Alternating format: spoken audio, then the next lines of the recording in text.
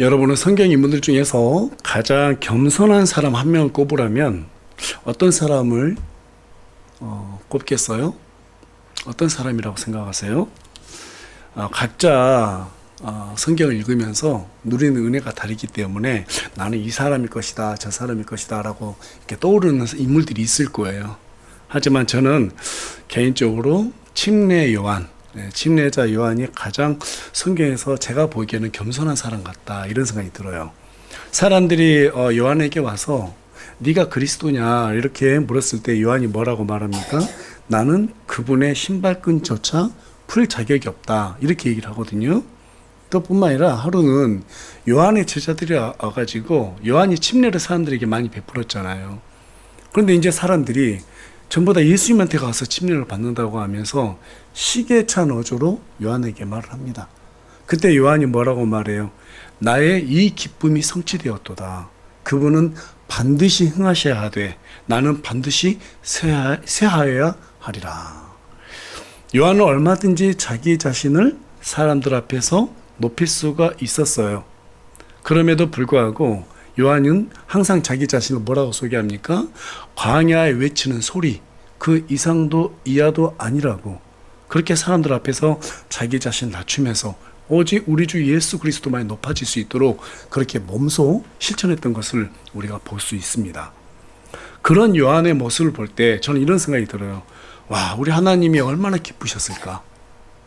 얼마나 위로를 받으셨을까? 그런 생각을 해보게 됩니다. 얼마 지나지 않아 그렇게 우리 하나님께서 기뻐하셨던 요한이라는 사람은 순교를 당하게 되죠. 그리고 예수님의 사역은 요한의 발음처럼 부응하게 됩니다. 자, 그런데 우리가 성경 기록들을 보면 알 수 있듯이 그 부응은 풍요 속의 빈곤 그 자체였습니다.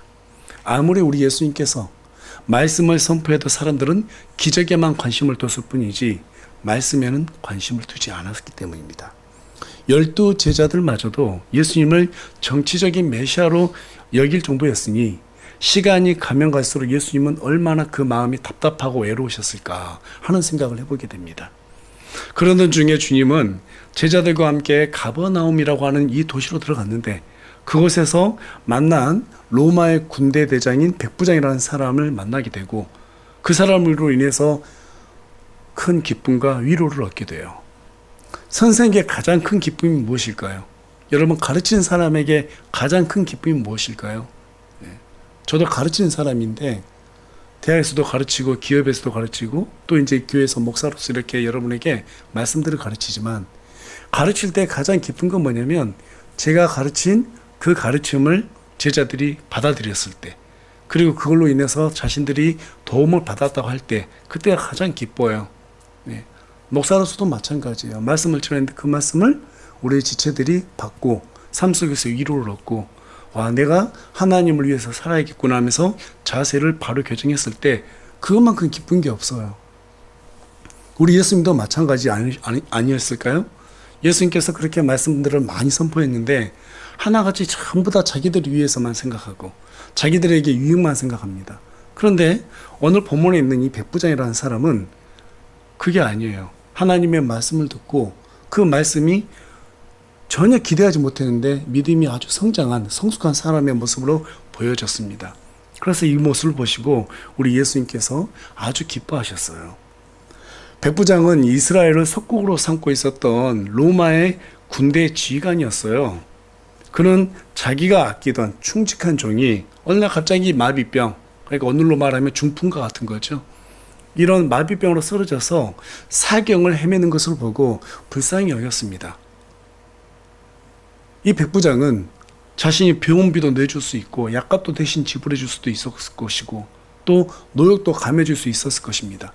심지어는 의사도 불러서 치료도 해줄 수도 있었어요. 아니, 그렇게 다 해줬을 것입니다. 그런데 자기가 못하는 게 뭐예요? 병을 치료할 수 없다라는 거예요. 너무너무 마음이 안 좋았어요. 그러던 중에 예수님께서 지나간다는 그런 소문을 들은 거예요. 그래서 찾아가서 자신의 사정을 알리고 도움을 구하게 됩니다. 뭐라고 말합니까? 주여, 내 종이 마비병으로 집에 누워서 몹시 고통을 받고 있습니다.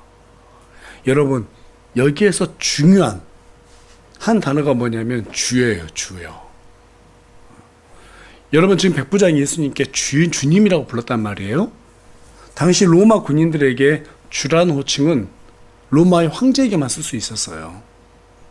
그런데 지금 이 백부장이 로마의 황제를 섬기는 백부장이 유대인 자신들의 속국 사람한테 와가지고 예수님께 주여라고 불렀다라고 하는 것은요, 이거는 목숨 건 일입니다. 이거 잘못하면 역죄로 몰려서요 죽임당해야 돼요.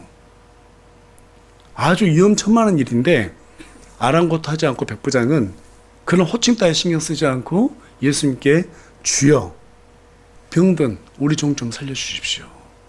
여러분 백부장의 마음이 느껴지세요? 어떻게 느껴지세요? 국률한 마음이잖아요. 자기 집에서 일하는 종인데요. 그 당시 사람들은 권위의식에 아주 그냥 꽉 차 있었을 텐데 그 종을 불쌍히 여기고 자기가 어떤 오해를 받든 그게 중요하지 않고 그 종을 살리기 위해서 감히 황제의 부하가 유대인에게 가가지고 주여, 이건 엄청난 겁니다. 여러분 당시 로마라고 하는 이 군대는요 전 세계에서 가장 강력한 나라의 군대였습니다. 비록 100명의 수하를 거느리는 백부장이었지만 유대인들 입장에서 이 백부장은 대단한 위세였어요. 하다못해 사도 바울은 로마 시민권자였다라는 그 이유 하나만으로 복음을 전하는데 적지 않은 혜택을 누릴 수 있었다는 그 사실을 우리가 사도행전에 기록된 내용들을 보게 되면 그것들을 생각해 보면 이 백부장의 행동은 침례자 요한처럼 자신을 무가치한 사람으로 여기지 않으면 절대로 나을 수 없는 그러한 태도였다라는 사실이죠.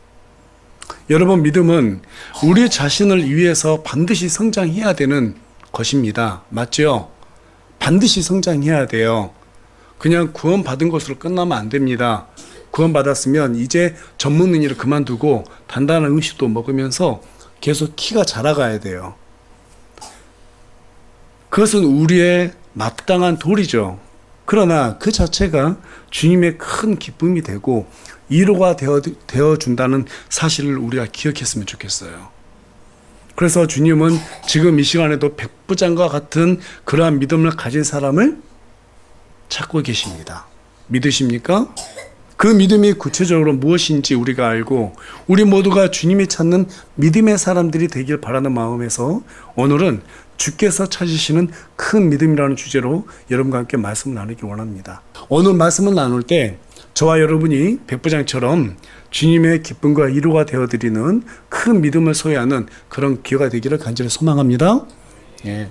오늘 본문 속에는 주님이 유대인 중에서 한 사람인 나병에 걸린 사람을 치유하고 이 마비병에 걸린 이방인의 종을 치유하는 그러한 내용이 기록이 돼 있어요.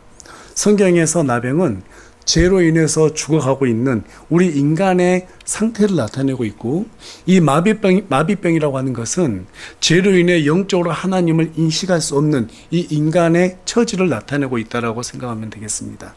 그런데 정작 흥미로운 사실은 하나님께 선택받은 민족의 유대인들은 자신들의 왕으로 오신 예수님을 거절했어요. 주로 인정하지 않았습니다. 그런데 이방인이었던 로마의 군대대장 백부장은 자신의 황제를 두고 예수님께 주라고 부르며 찾아왔다는 사실이에요. 여기에서 믿음이 무엇인지를 우리에게 보여주는 거예요. 사람들 보기에는 아무것도 없어 보이는 예수님을 믿음이 없었기 때문에 주라고 부를 수가 없었어요. 그런데 아무것도 없는 목수의 아들인 한남 목수의 아들에 불과해 보이는 그 사람을 백부장은 자기 어떤 권세가 있었음에도 불구하고 믿음이 있었기 때문에 그분을 주라고 부를 수 있었다는 거예요. 오늘 본문이 있는 마태복음에서는 백부장이 직접 찾아온 것처럼 묘사되어 있긴 하지만 평행구절인 누가복음 7장에 가서 보면 3절하고 10절인데요. 직접 찾아오지 않고 백부장이 유대인의 장로들과 또는 친구들을 보냈다라고 기록되어 있습니다. 이 백부장의 위치나 입장을 고려해 볼 때 누가복음 7장에 기록된 내용이 사실에 가까운 것으로 판단이 됩니다. 그렇다면 마태는 왜 중개자를 제외하고 직접 찾아온 것처럼 묘사했을까요? 그것은 이 사건에 대한 제가 봤을 때는 군더더기를 좀 빼고 순수하게 백부장의 아름다운 믿음만을 강조하기 위해서 중개자를 제외한 것으로 보입니다. 그도 그럴 것이 10절에 가서 보면 우리 예수님께서 백부장의 믿음을 보시고 놀라셨을 뿐만 아니라 그러한 믿음을 이스라엘에서 발견한 적이 없다고 하실 정도로 백부장의 믿음을 대단히 크게 칭찬했기 때문에 그렇습니다. 따라서 마태는 성경 기록을 왜곡한 것이 아니라 백부장의 믿음이 바로 주님이 찾으시는 큰 믿음이라고 판단했기 때문에 이 부분을 강조하기 위해서 백부장이 보낸 사람들까지 기록할 여유를 두지 않았던 것이죠. 그렇다면 주님은 백부장을 통해서 저와 여러분에게 중요한 건 무엇이냐? 어떤 믿음을 가지기 원하는가? 이겁니다. 6절에서 7절에 가서 보니까 백부장이 주님께 병든 자신의 좀 고쳐달라고 간구했을 때 주님은 흔쾌히 허락하세요. 이 백부장의 궁일한 마음을 보시고 그래 내가 가서 고쳐줄게 흔쾌히 허락하십니다. 그리고 뭐라고 말씀하세요? 집으로 가자라는 거예요. 집으로 가자. 내가 고쳐줄 테니까 가자. 그런데 이때 백부장이 예수님께 뭐라고 말씀하십니까? 우리 다 같이 8절 말씀 정말 중요한 구절입니다. 다 같이 큰 목소리 읽겠습니다. 시작. 주여 주께서 내 주붕 아래로 오심을 내가 감당할 자격이 없사오니 말씀만 하옵소서. 그러면 내 종이 낫겠나이다. 우리 한 번 더 읽겠습니다. 시작. 주여 주께서 내 주붕 아래로 오심을 내가 감당할 자격이 없사오니 말씀만 하옵소서. 그러면 내 종이 낫겠나이다. 여러분 이 한 구절 속에 주님이 저와 여러분에게 원하시는 큰 믿음이 있다라는 거예요. 이 한 구절에. 그 첫 번째가 뭡니까? 내가 감당할 자격이 없습니다. 겸손이라는 거예요. 백부장은 자신의 종의 이 병을 치유하기 위해서 자기 집으로 오겠다고 하는 이 예수님을 감히 감당할 자격이 없다라고 지금 얘기하고 있거든요. 마치 예수님께서 침례를 받고자 했을 때 자신은 침례를 베풀 자격이 없습니다라고 말했던 이 침례자 요한의 마음처럼 백부장도 이방인이면서 죄인인 제가 감히 어떻게 하나님의 아들을 모실 수 있겠습니까? 그런 마음을 가졌다는 거예요. 여러분 이런 태도는 이방인이지만 비록 이방인이지만 예수님이 어떤 분인지를 알지 않고서는 절대로 이렇게 말할 수 있을까 없을까요? 없어요. 그렇다면 도대체 이방이었던 이 백부장은 어떻게 예수님에 대해서 이처럼 잘 알고 큰 믿음을 소유할 수 있었을까요? 우리 다 같이 누가복음 7장 5절 말씀 한 목소리 읽어볼까요? 시작. 그가 우리 민족을 사랑하고 또 우리를 위해 회당을 지었나이다 하니 그가 백부장이에요. 누가는 누가복음에다가 마태는 이 사람까지 전부 다 자세하게 설명하지 않고 있지만 누가는 마태복음에서 설명하지 못하는 부분을 갖다가 조금 더 부연 설명해놨는데 이 백부장이라고 하는 사람이 이 유대인들을 사랑했다라는 거예요. 누구 때문에? 하나님 때문에. 그래서 회당까지 지어줬다라는 거예요. 여러분 회당 지으려면 돈이 한두 푼 들어갔겠어요? 그런데 자기의 모든 재산을 털어서라도 이 회당까지 지어줄 정도로 유대인들을 사랑했다라고 얘기하고 있습니다. 이 정도라면 백부장이 구약 성경을 가지고 있었을까요? 안 가지고 있었을까요? 틀림없이 가지고 있었을 거예요. 그리고 가지고 있었을 정도가 아니라 날마다 읽으면서 연구했을 것입니다. 그래서 종이 아플 때 예수님이 이 가버나움, 이 도시로 들어온다는 소문을 듣고 어때요? 백부장은 틀림없이 이사야서 35장을 떠올렸을 거예요. 예수님이 그동안 해왔던 여러 가지 일들을 소문으로 들었는데 그분이 어떤 분인가? 이제 내 종을 치유해야 되는데 그분을 의지해야 되겠구나. 이사야서 35장이 다 이렇게 스쳐 지나가지 않았을까 하는 생각이 들어요. 자, 여러분 이사야서 35장 4절부터 6절까지 한번 읽어보겠습니다. 시작. 두려워하는 마음을 가진 자들에게 이르기를 마음을 강하게 하라. 두려워하지 말라. 보라 너희 하나님께서 오셔서 원수를 갚으시리니 곧 하나님께서 대갚음하시리라. 그분께서 오셔서 너희를 구원하시리라 하라. 그때 눈먼 자들의 눈이 열리고 귀 먹은 자들의 귀가 열릴 것이며 그때 다리 저는 자는 사슴같이 뛰고 말 못하는 자의 혀는 노래하리니 이는 광야에서 물들이 터져 나오며 사막에서 시내들이 흐를 것이기 때문이라. 백부장은 성경 기록들을 통해서 예수님이 하나님의 아들이라는 사실에 대해서 확신을 가졌습니다. 그래서 용기를 내서 주님께 사람들을 보내서 우리 종의 이 병을 치유해 줄 것을 간구했던 것입니다. 여러분, 겸손한 사람은 이 국률한 마음을 가질 여유가 있어요. 겸손한 사람은 이 국률한 마음을 가질 여유가 있습니다. 하지만 교만은 동정심을 갖지 못합니다. 병든 종을 치유해 주기는 고사하고 쫓겨내는 것이 교만한 사람들의 성품이기 때문에 그렇습니다. 그러나 백부장은 한낱 종에 불과한 이 사람 때문에 예수님을 찾을 정도로 국률이 아주 많은 사람이었어요. 비록 백부장은 이방인이었지만 유대인들 중 그 누구보다도 우리 주 예수 그리스도를 닮은 그분의 성품에 가까운 사람이 되어 있었습니다. 주님을 닮은 사람은 자신이 얼마나 무가치한 존재인지를 아는 사람이에요. 다시 한번 말씀드립니다. 주님을 닮은 사람은 내가 얼마나 무가치한가, 내가 뭔가 할 수 있는 사람이 아니구나, 정말 나는 쓰레기구나, 그 정도로 자기 자신을 갖다가 무가치하는 존재, 그런 존재로 실질적으로 여기는 사람이에요. 절대로 내가 아니면 안 된다, 내가 뭔가를 해야 한다라고 생각한다는 것은 그것은 겸손도 아니고 그리스도의 형상을 담은 것도 아닙니다. 그것은 마귀의 형상을 담은 거예요. 제가 금요일 날도 말씀을 전했는데 저와 여러분 봐보세요. 저도 마찬가지입니다. 우리가 예수님의 형상을 담았어요, 마귀의 형상을 담았어요? 우리가 지금까지 해온 행동을 한번 봐보자고요. 대부분 우리가 되게 마귀의 형상을 많이 닮아 있어요. 시기하죠, 질투하죠, 미워하죠, 탐욕스럽죠, 이기적이죠. 조금만 기분 나쁘면 사람들 미워하고, 이 모든 것들이 전부 다 마귀의 형상 아닙니까? 그리스도의 형상이 아니잖아요. 맞죠? 저도 부스부스 자주 나오는데요.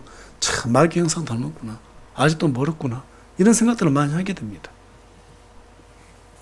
주님이 찾으시는 큰 믿음의 두 번째 조건은 말씀만으로도 충분하다는 것을 인정하는 사람입니다. 뭐가 충분하다고요? 말씀만으로도 충분하다. 정말 중요한 거예요. 말씀만으로도 충분하다는 것을 인정하는 믿음, 이것이 바로 주님이 찾으시는 큰 믿음의 두 번째 조건이에요. 백부장은 주께서 말씀만 하셔도 집에 있는 종의 병이 치유될 것이라고 믿었습니다. 유사한 사례가요, 요한복음 4장에도 기록되어 있는데요. 한 귀인이 아들의 병을 치유하기 위해서 예수님 앞에 찾아옵니다. 그리고 자신의 집으로 예수님을 모시고 가기 위해서 청합니다. 하지만 주님은 지금 오늘 본문 말씀하고 다른 태도를 보이시죠. 귀인의 집으로 가지 않고 단지 네 아들이 살아있다 라고만 그렇게 말씀하세요. 그때 귀인은 그 말씀을 믿었습니다. 그리고 다음 날에 가서 확인해 보니까 주님이 네 아들이 살아있다라고 말하셨던 그 시각에 아들의 병이 다 치유됐다는 것을 확인하고 감사하게 되죠. 여러분, 백부장은 귀인처럼 직접 예수님을 만나지도 않았습니다. 그분이 신뢰할 만한 분인지 아닌지 관상을 보려고 하지도 않았어요. 말을 해보고 결정해야지 그러지도 않았어요. 이사야서 35장에 있는 이 말씀들을 쭉 살펴보고 또 지금까지 예수님께서 행하셨던 일들을 보니까 이거는 하나님의 아들이 아니면 할 수 없는 일이구나. 그분은 100% 하나님의 아들이구나. 99%도 아니구나. 완전한 하나님의 아들이시구나. 그래서 만날 필요가 없었던 거예요. 보려고 하지도 않았어요. 그분을 보고 믿어야지 이런 생각도 하지 않았습니다. 어제 구약에 기록된 이 말씀을 보고 예수님하고 매칭시켜 보니까 그분은 하나님의 아들이다, 이런 확신이 들었어요. 그래서 단지 사람들에게 보내서 자신의 의견만 얘기했던 것뿐입니다.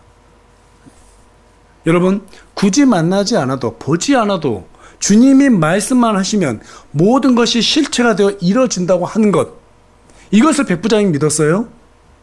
이것이 바로 믿음의 개념이라고 히브리서 11장 1절은 우리에게 말해주고 있습니다. 믿으십니까? 예, 믿음은 바라는 것들의 실체라고 말합니다. 보지 못한 것들의 증거라고 말하고 있어요. 백부장은 보지 않았습니다. 그냥 믿었습니다. 무엇을? 말씀을 믿었어요.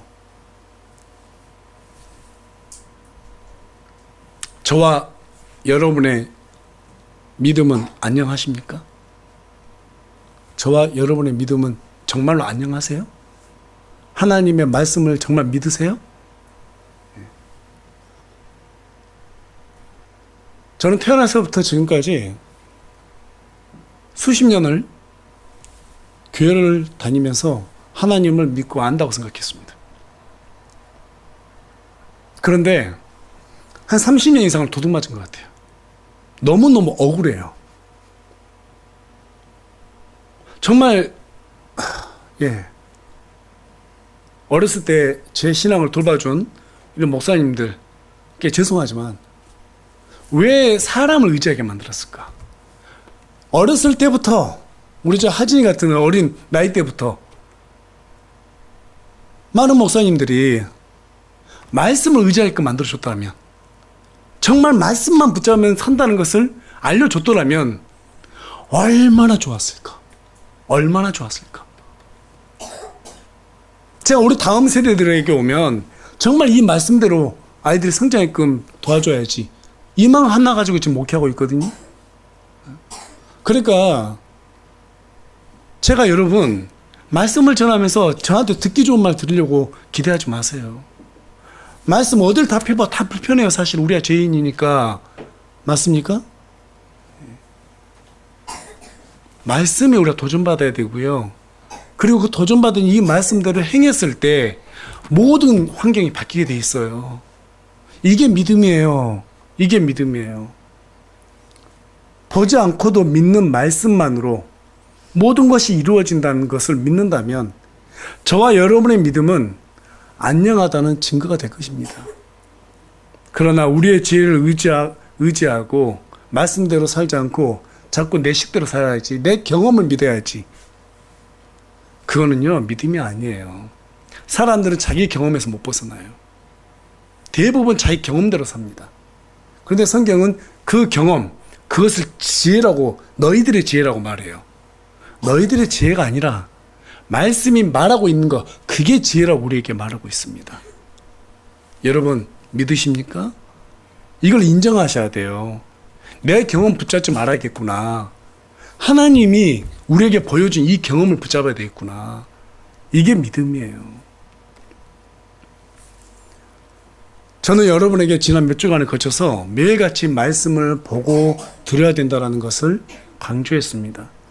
말씀만으로 모든 것이 가능하다는 것이 바로 성경의 입장이기 때문에 그렇습니다. 절대 변치 않습니다. 절대 변하지 않아요. 우리는 이 세상에 태어날 때부터 이미 교만하고 탐욕스러운 기질을 타고났습니다. 때문에 매일같이 말씀을 통해서 내가 죄인이라는 사실을 깨닫지 못하면 교만한 마음이 우리의 믿음을 이기고 올라옵니다. 탐욕스러운 마음이 우리를 이기고 올라와요. 그 부분을 억제하지 못하면 육체의 정욕과 안목의 정욕과 인생의 자랑이라고 하는 이 잡초가 우리의 마음밭에서 풍성하게 자라나기 시작해요. 그 잡초는 의심을 불러와요. 인간의 지혜를 의지하게 만들어요. 내 경험을 의지하게 만들어요. 내 의로움을 드러내기를 계속해서 유혹해요. 말씀을 보고 기도하는 일은 매일같이 마음밭에 올라오는 이 잡초를 제거하는 일입니다. 말씀을 보지 않아도요, 거룩해 보일 수 있습니다. 말씀을 듣지 않아도 그렇게 보일 수 있어요. 기도하지 않아도 네, 그렇게 보일 수 있습니다. 그러나 거룩의 능력은 드러낼 수 없어요. 거룩의 모양만 있는 사람은 마르다처럼 일과 성과에 집착하지만 거룩의 능력을 드러내는 사람은 마리아처럼 주의 말씀을 먼저 의지합니다. 여러분, 말씀과 기도로 사시기 바랍니다. 말씀으로 사는 사람은 물 있는 강가에 심겨진 나무처럼 시들지 않아요. 때가 되면 열매를 맺게 됩니다. 형통함을 선물로 받게 된다고 시편 1편 3절은 우리에게 말해주고 있어요. 이것을 믿는 게 믿음이에요. 여러분 말씀에 의지한다면 반드시 열매를 맺게 되어 있습니다. 주님은 그 열매로 나무를 판단하신다고 우리에게 말씀하셨어요. 무서운 말이에요. 저와 여러분의 열매는 어떻습니까? 우리의 입술과 손발로 드러내는 열매는 어떻습니까? 성령의 열매입니까? 아니면 육신의 열매입니까? 성령의 열매를 말하면서 백부장처럼 말씀을 의지하는 믿음이 없다면 그 사람은 거짓말쟁이입니다. 육신의 열매를 맺으면서도 백부장처럼 말씀을 의지한다고 말하는 사람도 거짓말쟁이입니다. 거짓말쟁이들은 들을 귀가 없습니다. 아무리 말씀을 얘기해도 들을 귀가 없습니다. 들을 귀가 없는 사람은 병이 치료됐다는 사실에만 집착하지 그 외에는 듣지 않습니다. 그러나 들을 귀가 있는 사람은 주의 말씀대로 모든 것이 이루어진다고 고백했던 백부장의 그 믿음을 보게 됩니다. 여기에서 믿음의 격차가 발생하는 거예요. 계시록 2장과 3장에서는 분명히 말합니다. 귀 있는 자는 성령께서 교회들에게 말씀하시는 것을 들을지어다. 믿음은 어디에서 난다고요? 들음에서 난다고요. 그래서 귀 있는 자들은 성령께서 교회들에게 말씀하시는 것을 들을지어다 라고 권면하는 게 아니에요. 명령이에요. 무려 7번씩이나. 성경에서 7번씩이나 똑같은 말로 강조한 것은 요한계시록 2장과 3장에 있어요. 들으라는 거예요. 들어야 산다는 거예요. 들어야 믿음이 생긴다는 거예요. 믿음 없이 너희가 살 수 없다라는 거예요. 여러분, 듣지 않으면 영적으로 절대로 성장하지 못합니다.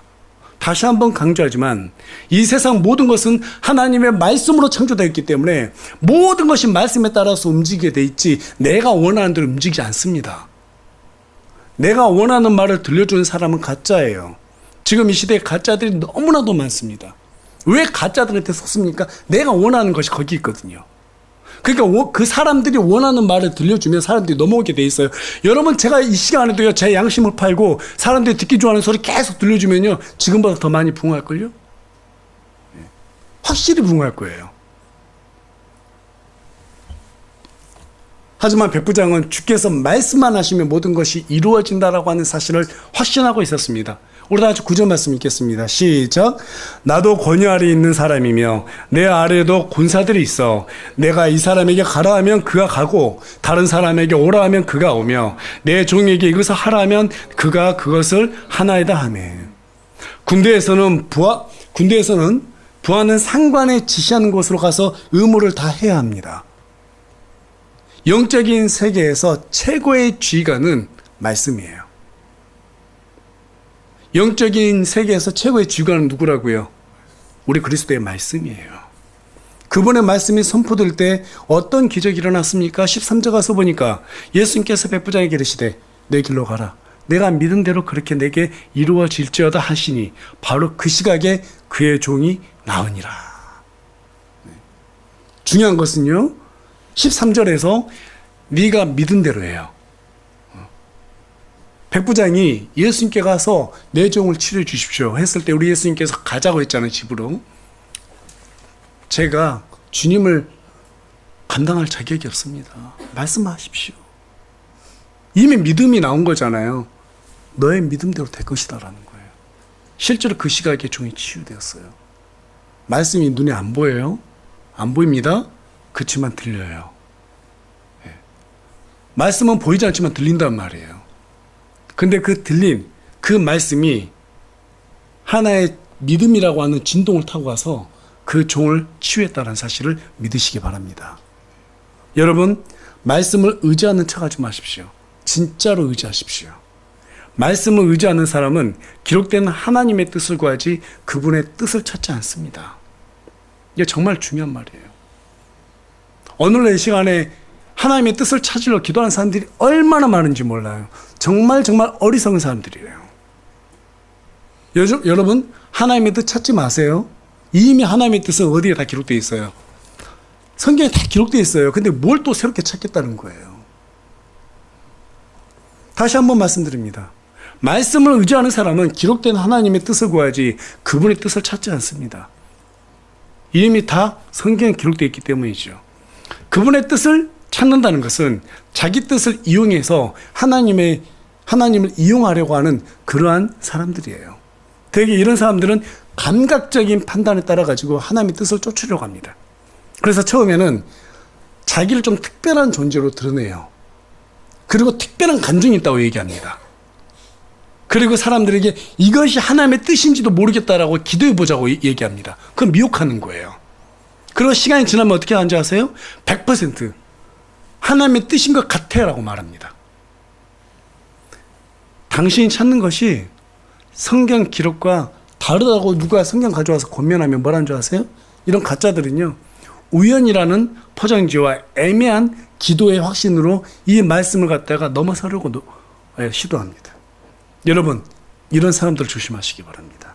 모두 다 가짜 믿음을 가진 사람들이에요. 바람은 자기가 원하는 대로 불지 사람들이 원한다고 해서 그쪽으로 불지 않습니다. 큰 믿음이 있는 사람은 언제나 바람이 부는 그 바람에 따라가고 그곳에서 하나님의 섭리와 만나는 기쁨을 누리게 됩니다. 그러나 가짜들은 자신들의 노력으로 바람을 일으키려고 합니다. 일으킬 수 있다라고 하는 거짓된 환상에 사로잡혀 있기 때문에 자신들이 하나님의 섭리를 만들어낼 수 있다라고 하는 이런 교만한 마음을 품습니다. 여러분, 왜 우리 예수님께서 백부장을 사랑했는지 아시겠죠? 겸손했어요. 겸손한 사람은 말씀을 임으로 자기 마음대로 만들어내려고 하지 않아요. 자기 임으로 바람을 일으키려고 하지도 않아요. 하나님이 원하시는 곳에 가서 순종하는 겁니다. 결론의 말씀 드리겠습니다. 백부장의 성품은 이처럼 겸손했습니다. 자신을 무가치한 존재로 인식했어요. 여러분, 믿음은 이 겸손이라고 하는 틈새로 들어와서 능력을 발휘합니다. 그래서 겸손과 믿음은 독수리의 양쪽 날개와 같아요. 겸손과 믿음이 겸비되었을 때 비로소 저와 여러분은 하나님께서 보여주시는 새로운 세상을 볼 수 있게 됩니다. 여러분, 하나님 앞에서 우리 자신을 낮추시기 바랍니다. 나는 정말 무가치한 사람이라는 것을 그냥 입술로만 얘기하는 것이 아니라 정말 마음으로 날마다 말씀 보면서 내가 죄인이구나, 여전히 죄인이구나. 이번 주에는 제가 예레미야서를 쭉 읽으면서 이 이스라엘 백성들, 야, 정말 이 사람들 교만하고 나쁜 사람들이구나. 그런데 하나님 보면은요, 참 마음이 이해가 안 돼요. 이런 백성들에게 그럼에도 불구하고 또 돌아오란 말을 계속 하세요. 그러면서 어떤 생각이 들었냐면, 내가 이 사람들하고 뭐가 다른가? 정말 똑같은 사람인데. 그게 인정하고 싶지 않은데 인정하게 되더라고요. 여러분, 멀리서 찾지 마세요. 여러분 옆에 사람 봐보세요. 앞뒤 사람 한번 지금 봐보세요. 예. 어느 정도 지내봤으니까 단점들은 다 하나씩은 알 거예요. 단점들은. 예, 단점들 하나씩 아시죠?